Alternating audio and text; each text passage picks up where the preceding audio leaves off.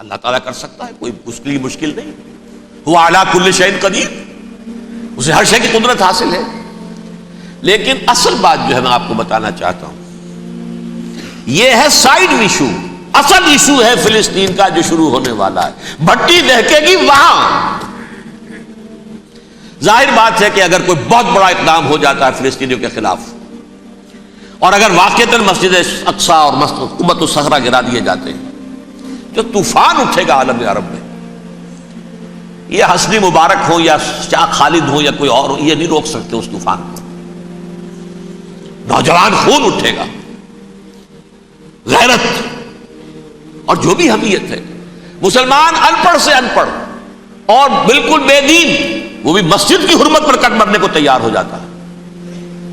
مسجد تو بنا دی شب بھر میں ایمان کی حرارت والوں نے، من اپنا پرانا پاپی ہے، برسوں میں نماز ہی بن نہ سکا.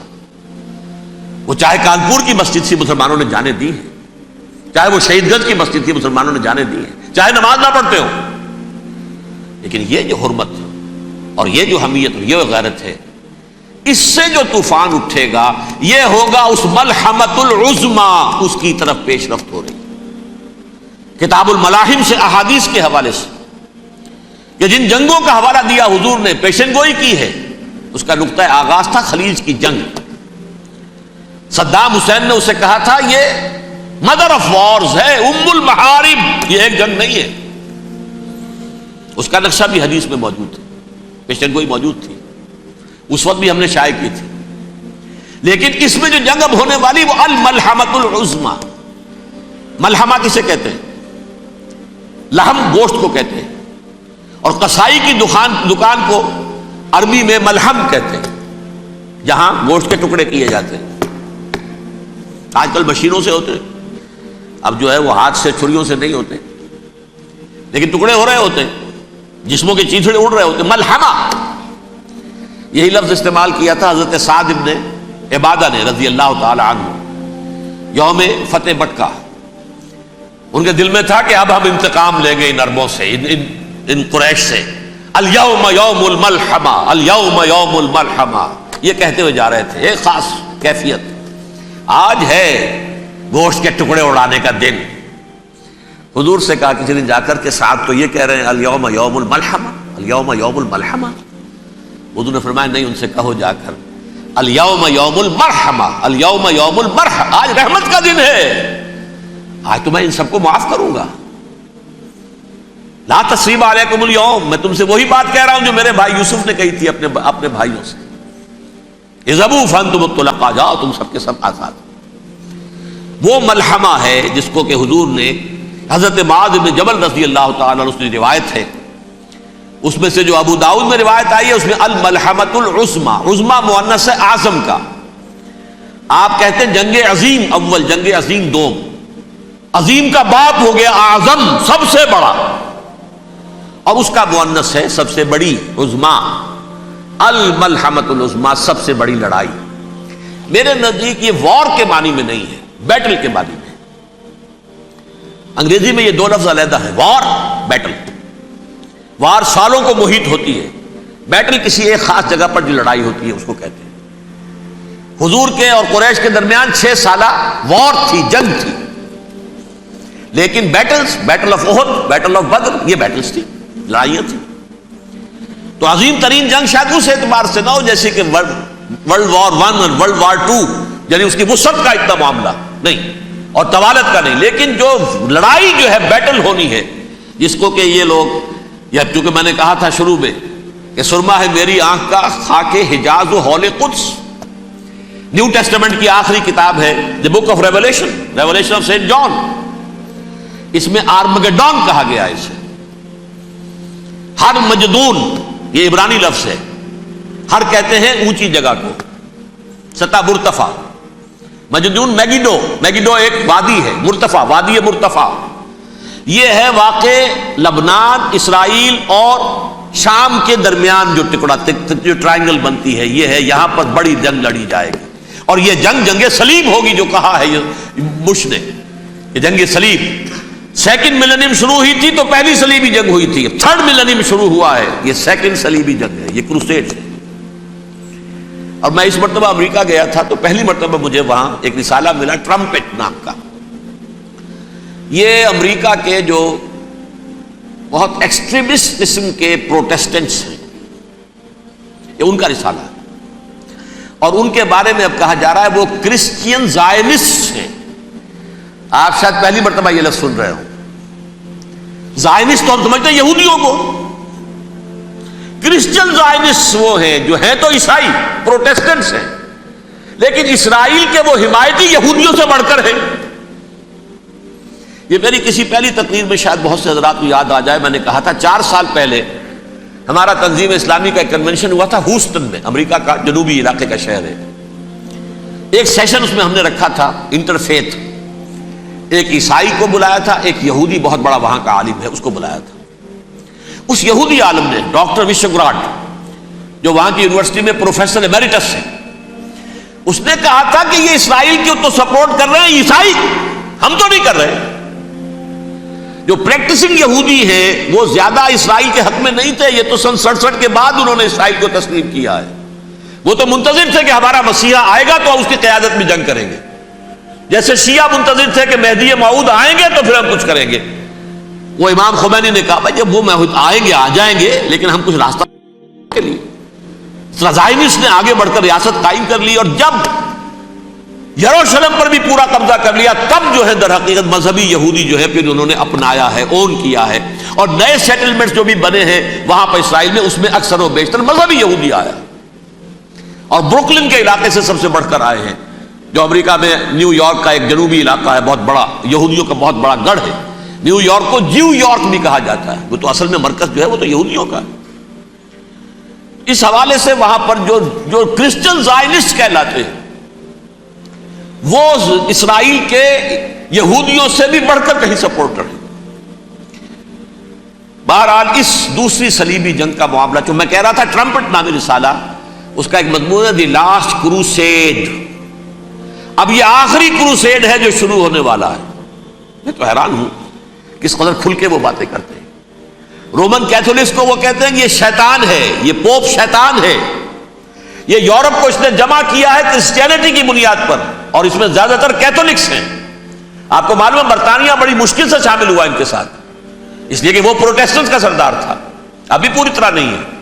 یورپ جو ہے وہ رومن امپائر دوبارہ یہ کھڑی کر رہا ہے، اور در حقیقت یہ جو ہے یہودیوں سے بھی چھیننا چاہتے ہیں اسرائیل کو اور فلسطین کو، اور مسلمانوں سے بھی، اور یہ وہی کروسیڈ جو تھے اربن ثانی کے، اس کی تیاری کر رہے ہیں تاکہ وہاں پر عیسائی حکومت قائم ہو جائے، کیتھولکس کی، پوپ کی حکومت قائم ہو جائے، جیسے ایسٹ تیمور میں کر دی ہے۔ ایسٹ تیمور میں کون سی حکومت بنی ہے؟ رومن کیتھولک اسرائیل میں بنے، تاکہ یہ سارے مقامات مقدسہ جہاں اسرائیل پیدا ہوئے، بیت حضرت مسیح پیدا ہوا، بیت الحم کہاں ہے؟ وہی ہے کہ نہیں؟ جہاں سے ریزریکشن ہوا ان کے خیال میں وہ کہاں ہے؟ وہیں پر ہے کہ نہیں؟ بڑے بڑے گرجے ان کے وہی ہیں۔ تو اس اعتبار سے ان کا کہنا یہ ہے یہ لاسٹ کروسیڈ کی تیاری ہو رہی ہے، یہ کیفور، اور ان کا کہنا یہ ہے کہ یہ پوری طاقت نیٹو کی جو ہے، یہ پہلے جرمنی سے لائی گئی بوسنیا، انہوں نے خود وہاں جنگ کروائی، انہوں نے خود وہاں پر ایتھنک کلینسنگ کروائی، پھر خود مصالحت کے لیے آ گئے، پھر کوسوو میں انہوں نے خود آگ بھڑکائی۔ یہ میں نہیں کہہ رہا، یہ وہ ٹرمپٹ رسالہ امریکہ سے چھپنے والا پروٹیسٹنٹس کا رسالہ ہے جو یہ کہہ رہا ہے۔ پھر انہوں نے کوسوو کے اندر کروایا، اور پھر وہ وہاں پر پیس فورس کی حیثیت سے آ گئے۔ اب وہ میسیڈونیا میں کروا رہے ہیں اور وہاں داخل ہو گئے ہیں۔ اگلا قدم ان کا سائپرس ہوگا، سائپرس میں ترکوں کو اور وہ گریکس کو لڑائیں گے اور وہاں آ جائیں گے، وہاں سے ایک چھلانگ لگائیں گے اور یہ فلسطین میں پہنچیں گے، اور یہ وہاں پر ایک رومن امپائر، اپنی پرانی رومن امپائر کی طرح کی رومن کیتھولک ریاست قائم کرنا چاہتے ہیں۔ تو وہاں امریکہ کے عیسائیوں میں بھی کوئی ایک طبقہ نہیں ہے، کیتھولکس بھی ہے، کیتھولکس زیادہ نہیں ہے ہمدرد، لیکن اب تابع ہو چکے ہیں۔ اسحاق ریبین نے جب یہ پیس ٹاک شروع ہوئی تھی، آپ کو یاد ہوگا شاید، کہ جب وہ آیا تھا واشنگٹن سے واپس فلسطین اسرائیل، تو پہلے روم میں رکا for an audience with the Pope, اور پوپ کو اس نے ایک مرتبان سا پیش کیا تھا، حضرت سلیمان علیہ السلام کے زمانے کا مرتبان، اور کہا تھا دیکھیے 3000 برس تک ہم نے اس کی حفاظت کی ہے، اب یہ میں آپ کے حوالے کر رہا ہوں۔ اس کے بعد سے پوپ جو ہے بالکل رام ہو گیا، اور وہ عیسائیوں کے ساتھ اور یہودیوں کے ساتھ ان کا پورا معاہدہ ہو۔ اب پورا عیسائی ورلڈ جو ہے بعثت مجموعی یہودیوں کے شکنجے میں ہے۔ البتہ ان کے اندر بھی جھگڑے ہیں، جو وہاں پر وائٹ کرسچن ملیشیاز ہیں وہ ایکسٹریمسٹ ہیں کیتھولکس، ان کے نزدیک دشمن نمبر 1 یہودی، دشمن نمبر 2 مسلمان، دشمن نمبر 3 جو یورپ میں کالے ہیں، ایفرو امریکن، چاہے وہ عیسائی ہو گئے ہوں کوئی بھی ہوں، یہ 3 دشمن ہیں جن سے انہوں نے کلینز کرنا ہے، صاف کرنا ہے ان کے خیال کے مطابق امریکہ کی سوسائٹی کو، اولاً یہود، پھر مسلمان، اور پھر یہ جو کالے ہیں۔ لیکن دوسری طرف پروٹیسٹنٹس کے اندر ایکسٹریمسٹ وہ ہیں جنہیں کہا جا رہا ہے یہ کرسچین زائنسٹ ہیں، یہ اسرائیل سے بڑھ کر سپورٹرز ہیں۔ بہرحال یہ اب جنگ ہوگی، اس کا نتیجہ کیا نکلے گا یہ تو اللہ ہی جانتا ہے۔ اب میں آخری بات کی طرف آ رہا ہوں۔ آخری نتیجہ تو جو بھی کچھ اپس اینڈ ڈاؤنز آئیں گے، تلک الایام نداولھا بین الناس، آخری نتیجہ ڈراپ سین وہ یہ ہوگا کہ اللہ کے دین کا بول بالا ہوگا، اور پوری دنیا پر محمد کے لائے ہوئے دین صلی اللہ علیہ وسلم کی حکومت قائم ہوگی۔ وہ گویا قیامت کی تمہید ہوگی، اس کے بعد بس قیامت آئے گی، کیونکہ مقصد کائنات، تخلیق کائنات پورا ہو جائے گا۔ پوری مخلوقات کے اندر مقصد تخلیق، کلائمیکس آف کریشن محمد الرسول اللہ صلی اللہ علیہ وسلم، دین کی تکمیل محمد الرسول اللہ صلی اللہ علیہ وسلم۔ اور اس خلافت عرضی کے لیے جو حضرت آدم کو خلافت دی گئی تھی، جب اس میں وہ خلافت پوری دنیا پر قائم ہو جائے گی، اس کا مقصد پورا ہو جائے گا، and that will be the beginning of the end۔ اس کے بعد قیامت ہے۔ آخری نتیجہ تو یہ نکلنا ہے۔ اس سے پہلے سزائیں ہمیں بھی مل رہی ہیں، اور یہاں میں کانٹے کی بات جو چھوڑ گیا تھا اس کو بیان کر دوں۔ اللہ نے اس مغضوب علیہم قوم کو، اس ملعون قوم کو کیوں اب تک چھوٹ دیے رکھی؟ میں بتا چکا ہوں یہ بڑے عذاب کے مستحق ہو چکے تھے حضرت عیسیٰ علیہ السلام کے زمانے میں، چھوٹ دی ہے، ابھی تک ہے، بلکہ ایک مرتبہ ابھارا ہے، 1900 برس کے بعد ابھرے ہیں یہ، بالفور ڈیکلریشن 1917، سن 70 عیسوی کے بعد، تقریباً 1900 برس، 1850 برس تو ہے کم سے کم۔ پھر creation of Israel 1948، 1967 extension of Israel, یروشلم پر قبضہ۔ یہ سارا جو ہے کیوں ہے؟ اللہ تعالیٰ اس خیر امت محمد صلی اللہ علیہ وسلم، اس کے بہترین حصے کو سزا ان ملعونوں کے ہاتھوں دے رہا ہے۔ کیوں؟ جو جرم انہوں نے کیا تھا وہی ہم نے کیا۔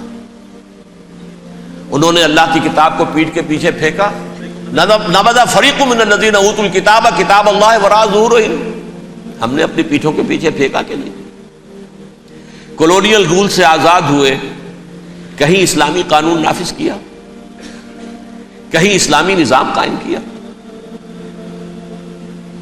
تو جو جرم ان کا تھا وہی ہمارا ہے، اور ہم خیر امت ہیں، اور ہمارے میں سے خیر ترین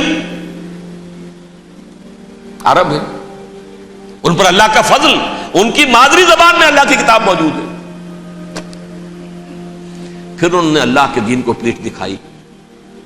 جو ملک آزاد ہوا کولونیل رول سے، یا اس نے قبلہ کر لیا اپنا ماسکو کی طرف، یا کر لیا واشنگٹن کی طرف، کسی نے مکے کو قبلہ بنایا،